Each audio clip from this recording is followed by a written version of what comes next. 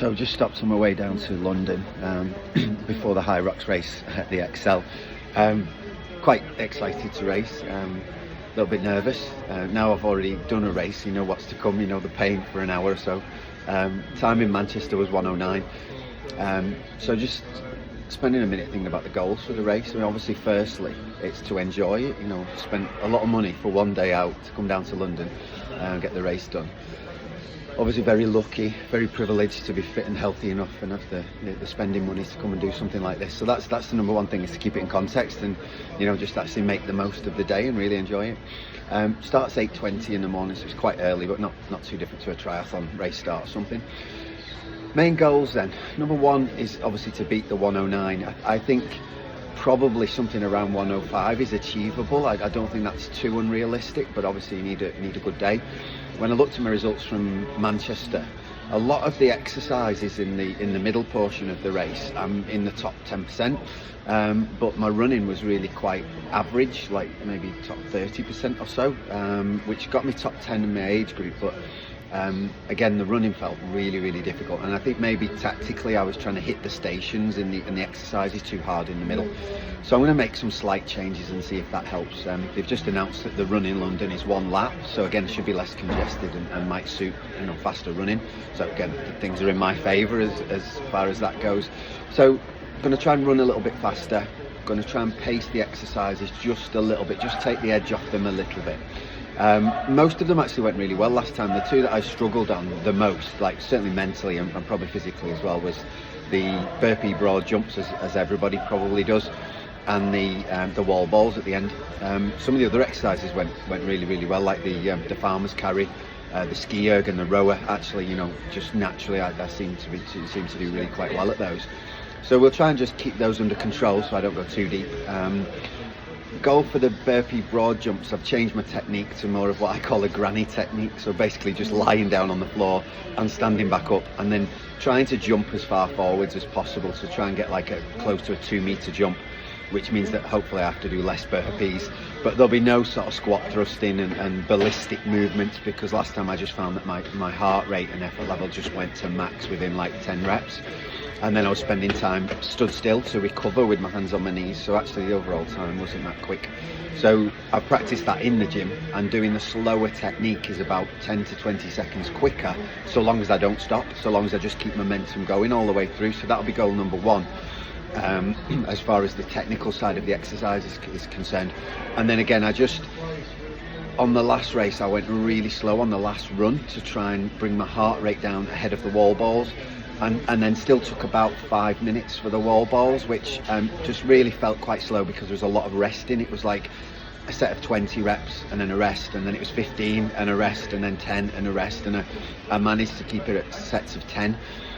This time I hope to just improve the time, not by really going any quicker, but by reducing the rests. Ideal would probably be for me at the moment would be do 4 sets of 25, and that should get me under 4 minutes, I think, which would save about a minute on the wall ball. So that would be a goal, but that's obviously right at the end of the race, when who knows how you're going to feel at that point. At Manchester I was about 5 kilos lighter, so I'm hoping the increased muscle mass will help. And I have practiced the exercises a lot more. I've done a bit more specific training, which I hadn't done last time. So yeah, so it should be favourable. What I can shave off I don't know, but let's see. I'll do another short video after the race and debrief and see how it went.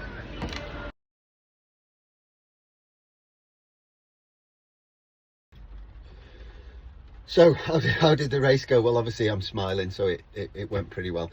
I'm just halfway home now. It's absolutely atrocious weather, but yeah, race went really well. Slept better than I've done before most triathlons, so that was nice to actually get pretty much a full night's sleep.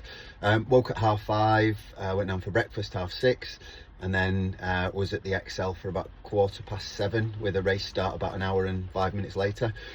Faffed about as usual, looking around. The bag drop took a little bit of a time to drop the bag off, and then actually felt quite nervous just before the start. With 20 minutes to go, went into the warm-up area, started to run through the motions, but heart rate and breathing rate were really quite high, and the effort level felt really tough.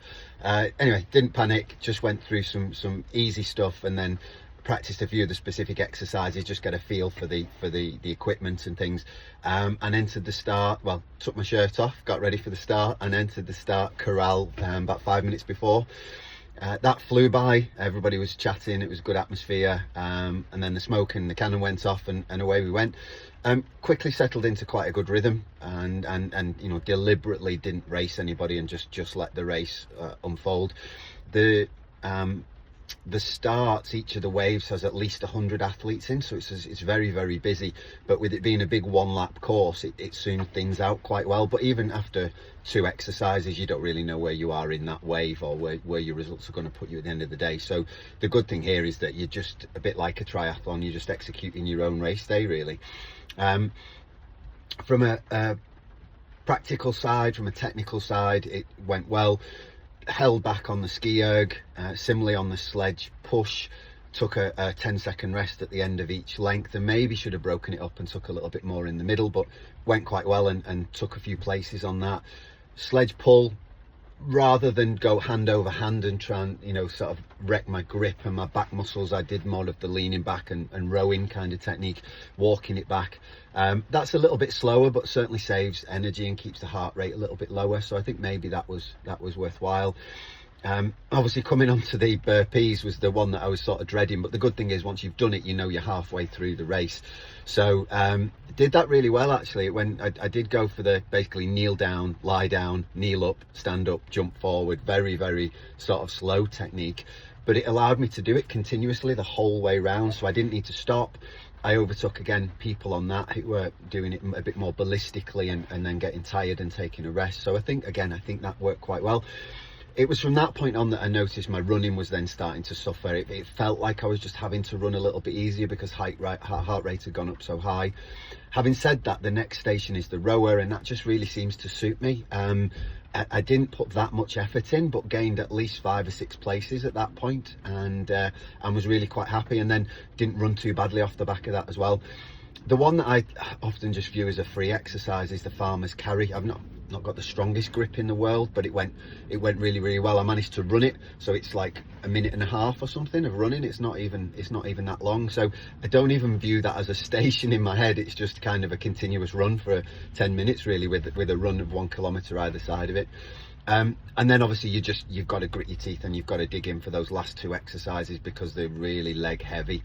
Your glutes, your quads, your hams really start to fatigue at that point. So you've got the lunges, the sandbag lunges, which again I did the first lap as like a full lunge and step through, and then started to feel it a little bit and lose balance occasionally. So on the return journey, the last 50 meters or whatever, I went to like a step together, step forward, step together. So it's a little bit slower, but it's a safer technique, and it allows you to just, you know, again, keep heart rate just down a little bit and keep your breathing under control.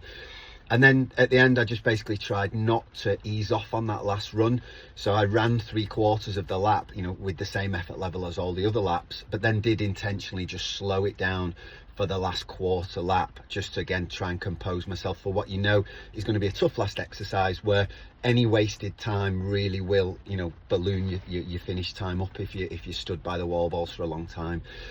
So coming into that one, I think I had about 4 or 5 no reps, so not quite hitting the target properly, so did a few extra. Didn't quite go as I'd love to do like 4 sets of 25 with a 10-second break or something. I got 2 sets of 25, well, they were probably more like 26, 27 reps each, and then started to suffer a bit, so got to 70 and then 90 and then 100, so there was 1 extra rest in there. So again, I think there's room to improve that wall ball without too much difficulty by up to 20-30 seconds, I think. So not bad. Executed a good race, felt like I paced it pretty well, made some small changes technically that seemed to have paid off, and I think probably the course in London was a little bit faster than Manchester, just because of the way it's organised. Really good venue for this sort of race. So overall, really chuffed. 109 in Manchester, 104.20-ish here, so 4 to 5 minutes improvement, which is really promising. And again, it leaves you thinking that maybe you can do more in the future. If I train a bit more specifically, I think my biggest area that I can improve on is just a little bit more anaerobic training. VO2 max to anaerobic work, and also just leg strength, just glutes, hamstring, quads. I just need to grow some muscle on my skinny legs really, and I think there could be another couple of minutes then if that happens. But yeah, currently second in age group, so really happy. See you later.